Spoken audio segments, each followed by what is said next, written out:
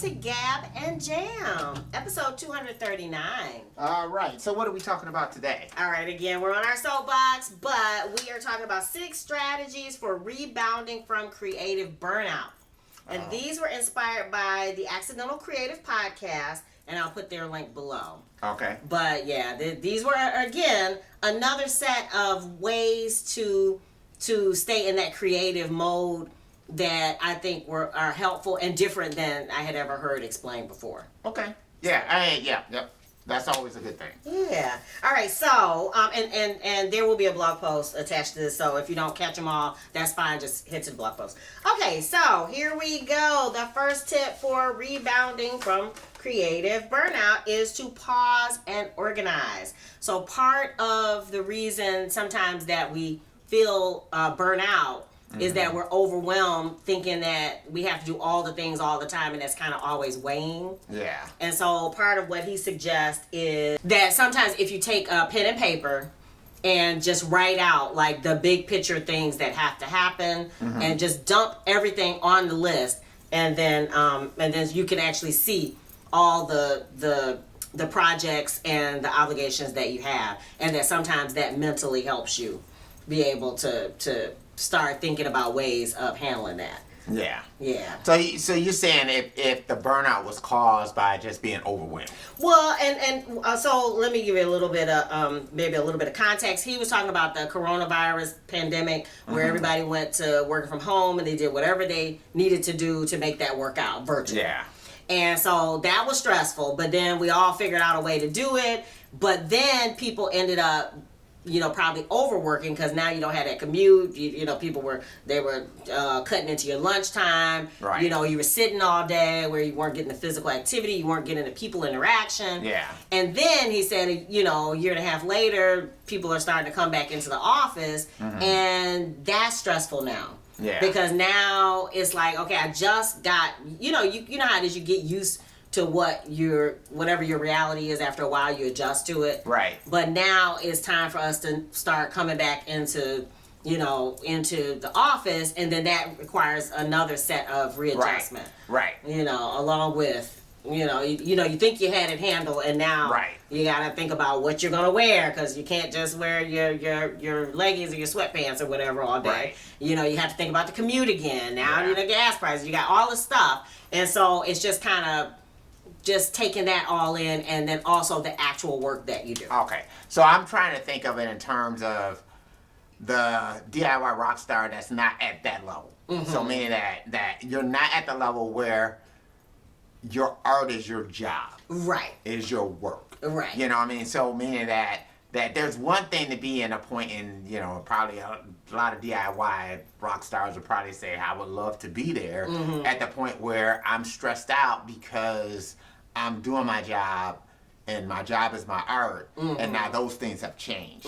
And so I can understand how that person may need to kind of pause, reset, kind of reorganize, realign themselves to understand, okay, how do I handle this? But I think this works even for the DIY rock stars that's similar to us, that you have a day job, but you also have an art practice too. So now, I guess I'm looking at it, the fact that now you actually can go out to shows, you can go out to conferences. Right. So, but you got all this, not only regular work, but then you also have whatever the practices that you have developed online, right, whether it's posting the social media 10 times a day. There's some people who it's ridiculous the number of times, but they've been doing it because they've been at home, or they haven't had all of that kind of. Right. So you're saying, like, if you got a person who maybe you had been at home and you're working from home, and so because of that, you have all your resources there at home. You can stop and try. You can stop and, like, if it's your lunch break, you can just say, okay, I'm going to leave my workspace and go to my other workspace and work on this. Yes. And do this all at the same time. Right. And whereas now, if you're going into the office, you're leaving that,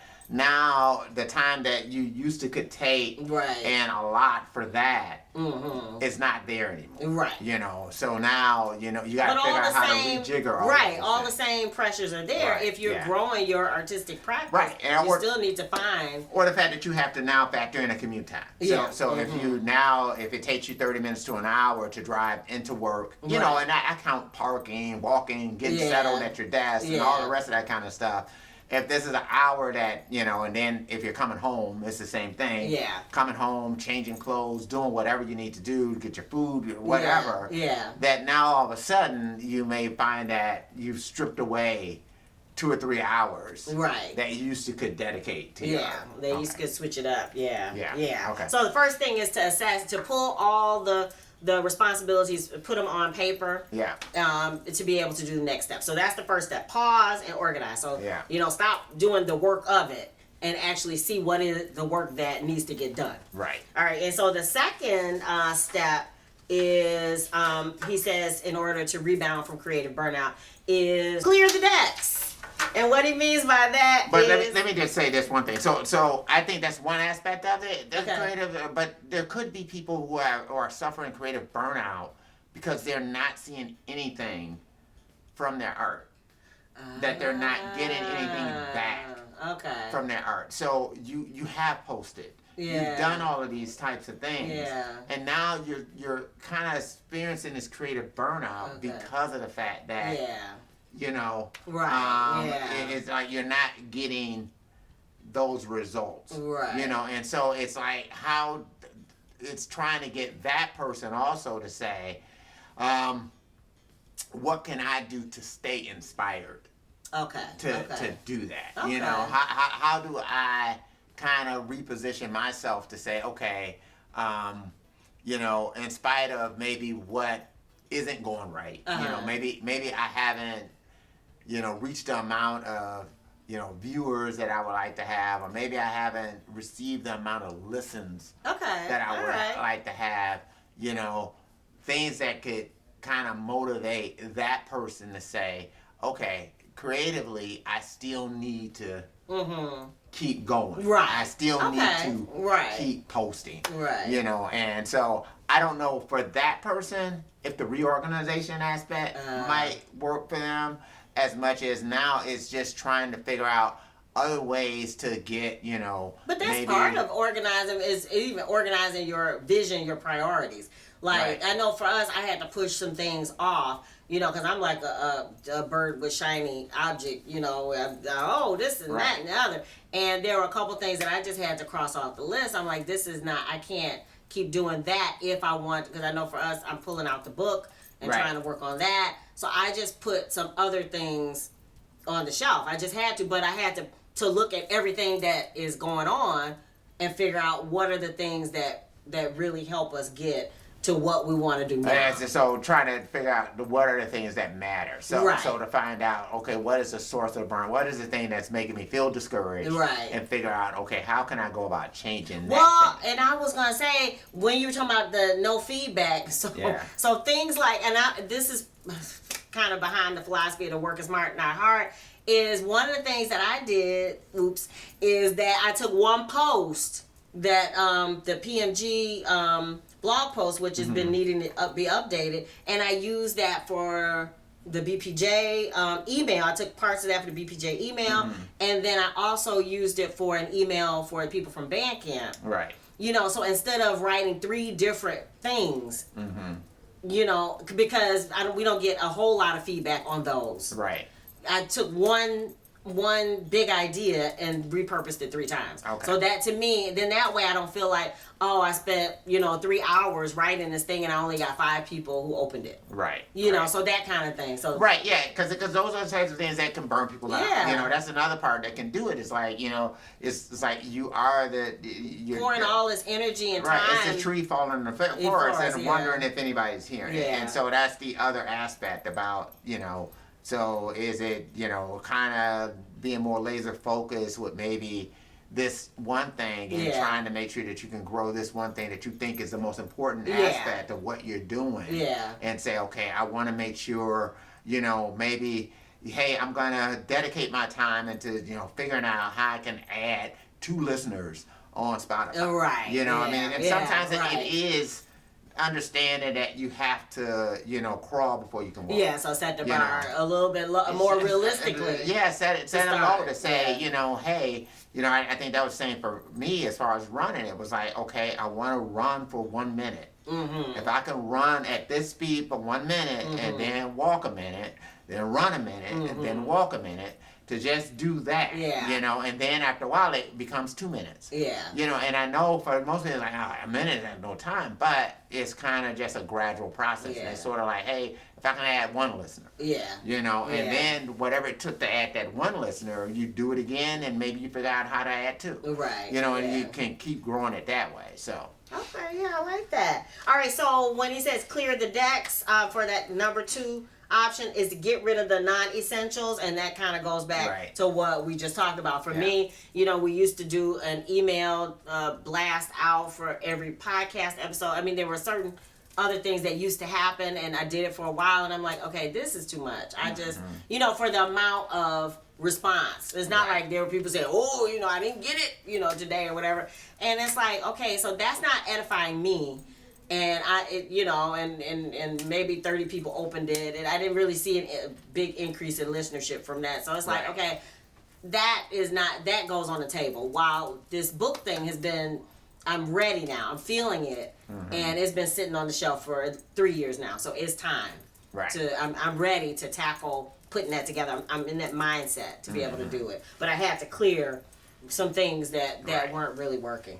So that's the second step. And then, of course, the third, we talk about this a lot, is to reprioritize, which is kind of what we just talked about. Right. So reprioritize and say, okay, that even if I only get, and I go back to that, 3 things a day, sometimes I say 1 thing a day. I put 3 things on the list, but if I get 1 done that day, then I'm good. I put whatever the big thing at the top, and then I'll have 2 just in case that one is quick. Right. And I'm feeling really motivated, and I get 2 more things done. But that 1 thing. So just reprioritize so that you can make sure that your vision is met. And I guess that's the way I feel about the book. Right. I feel like that now that we have 244 blog posts, now I have, the information I can go back and mine. I'm not writing from scratch. I'm pulling together pieces that have already that makes sense. Have already been growing and brewing. So. Right. And then, of course, number 4 for how to rebound from creative burnout is to time block. And we've talked about that before, but now that you have, your reprioritized list, you know what you should be spending your time on. Yeah. Now you've gotten rid of all the things that you can delegate. I mean, there are some things, like, our son is helping us with the social media growth for TikTok. Yeah. For YouTube and for Instagram. So I don't need to figure out what the reels are and do all of that. So that was one of the non-essentials. I mean, it's essential, but if I can get somebody else who's more motivated to do that and goes already, that was one thing that I know we crossed off the list and delegated that. Well, that's where building relationships kind of help too. So, I mean, that's the other aspect that sometimes, too, if you're in that situation where there is a lack of feedback, maybe the thing you need to do is think about building relationships. Okay. Is that you can't look at doing this thing as a solitary process. Yeah. I mean, I think we were just talking about this on the other episode where you're talking about, kind of getting with somebody to take a walk with or something like that. Well, kind of building relationships kind of helps you to do that. So, whether it's participating in Facebook groups or maybe things that kind of help you, get yourself off the island. Yeah. And just interacting with people, that kind of helps a lot. Yeah. So again, that if it's the lack of feedback and that kind of thing. And sometimes too is that, you can't do it in a way where you're not legitimately reaching out to people. It's like you can't have a conversation with somebody where basically you're always just waiting on your turn to speak. Right. That pretty much that words are just going by your ears. Right. When they're going to shut up so I can start talking. You can't do that. Right. You have to be willing to give of yourself. Yeah. And that's the thing that sometimes the of yourself part of it, you know, you might have to do a lot of that to start getting stuff back. Yeah, and I think, you know, for me, it's just going through Facebook groups. I mean, and not only do I do ours, but participate in others. And if I see a topic that I have, you know, that hits me, like, okay, you know, and responding to somebody, if they say, well, how do you know, I've seen people who say, do you create merch for your, you know, podcast, or how do you promote your podcast in Facebook groups without being spammy? I mean, all of those little things, it's like, I got a quick answer, and then now I've kind of made, you know, a friend out of the person who was like, okay, I had thought about that, or, you know, and it's just something I actually care about. It's not like I'm not, you know, I guess going out of my way to be friendly so that eventually I'll have somebody I can, you know, bounce stuff off of. I actually care about this topic, so maybe that's a good idea. I mean, but I think you do that already. So meaning that aspect is a part of your time block. So that maybe that's a thing too, as you're time blocking things. I think that people, you know, DIY rock stars especially, we forget about that part of it. That, you know, there's that relationship component and there's that marketing component. There are those two components that are huge to your success as a DIY rock star. I don't care how good you are.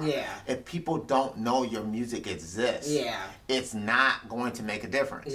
It's just not. If they don't know it exists, forget about it. You know, I mean, it's not going to happen. That's marketing. Right? And then also, if your music isn't connecting with people, if you can't connect with people, right? Then you're going to have a problem, because music is a cultural phenomenon. You know, we have touch points in history. If you're watching a movie and it's about Vietnam, you know the type of songs they're gonna play. You know, you know movies that are, you know what's gonna play during love scenes. You know what's gonna play during a horror movie. You know all of these things. And why do you know that? Because music is baked within our culture. It's baked as a part of our emotions. Stuff like people need music for their weddings and things like that. And they're, you know, it's the birthday song, right? And it reminds them of when they were in high school.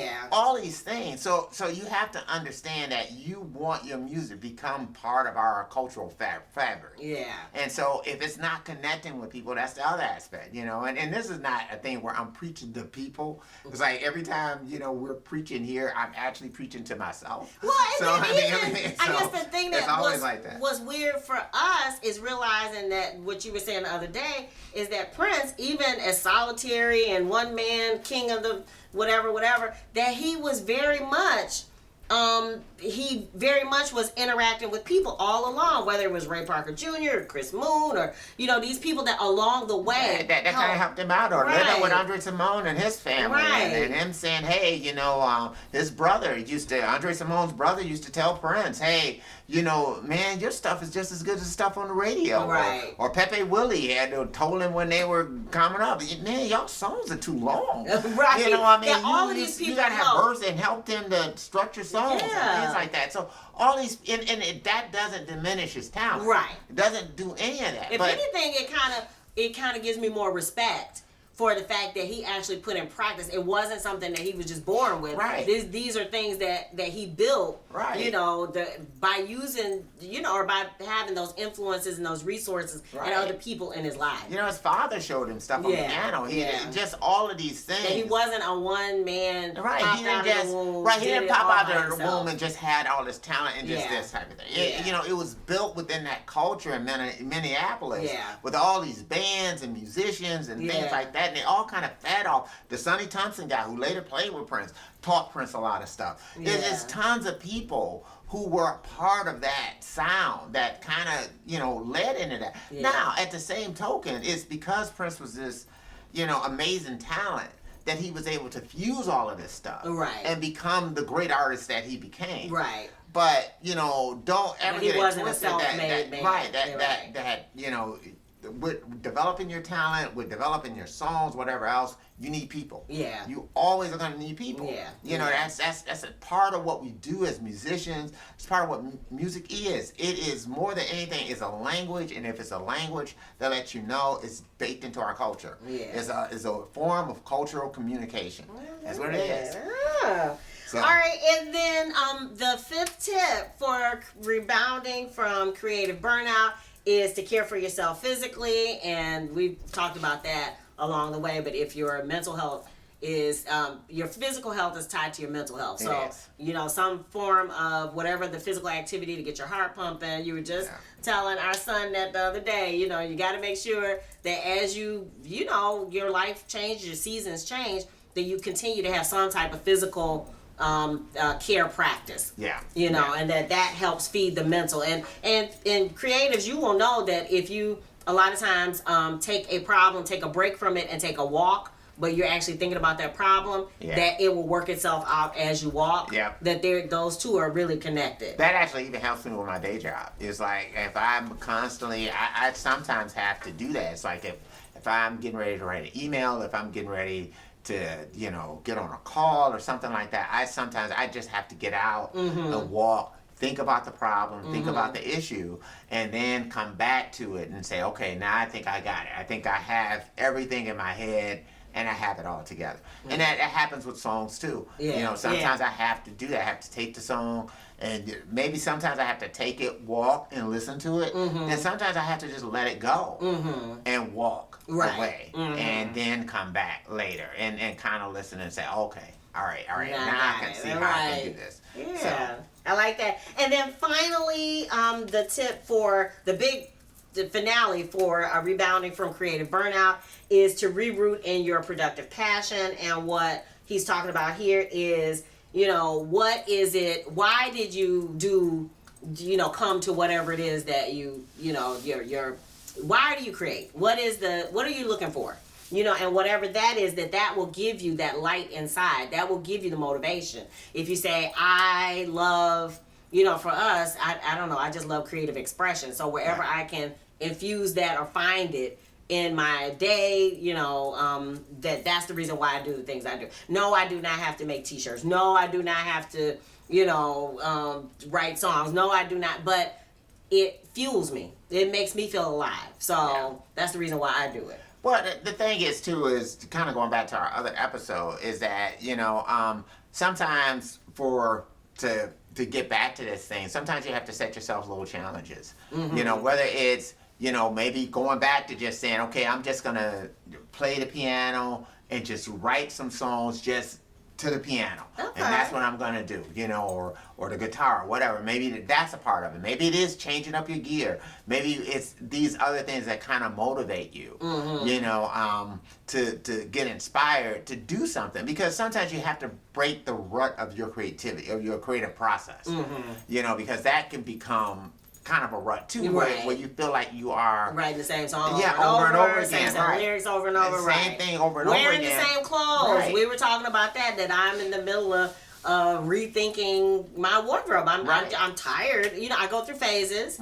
And I went through a black phase, as you guys can tell, for quite a while, and it was related to mental health. It was related to day job. It was related to all kinds. It was related to my mom passing. It was all of that. And now I'm ready to come out of it. And so now I'm in the middle of rethinking that. I'm like, okay, I want to embrace my color again. I want things to be bright again. So just even, and that is, to me, opening up a whole new thing for me. And not the way I did it before. I've done this color thing before. And sometimes in a whole new way. That's the thing too. You kind of have to figure out, ways of, inspiring yourself to I guess bring things out of you that you didn't think were in you. And sometimes that's where switching things up, hearing things a little bit differently, I think kind of helps to do that. So so I hope this was helpful for you guys, because again, I'm always looking for things that spark me, especially actionable things that it doesn't matter what you do, you can take these steps and they can move you further along in what you want to do. So I hope that helps you. What tips did we miss? What do you guys do to rebound when you have been creatively burnt out? We'd love to hear about it. Leave it in the comments below. And what else? And Sugar Fit 8 is still streaming everywhere, so you can get that from streaming, and then also you can buy the CD if you're so interested. And we have ringtones. All 15 songs for Sugar Fit have their very own ringtone. So if you want your phone to ring funky fresh with the Sugar Fit Make sure you check out the link below. And if you're doing the vibe and you want to be a part of the tribe, be sure to subscribe. We're wishing you love, peace, and chicken grease. yeah.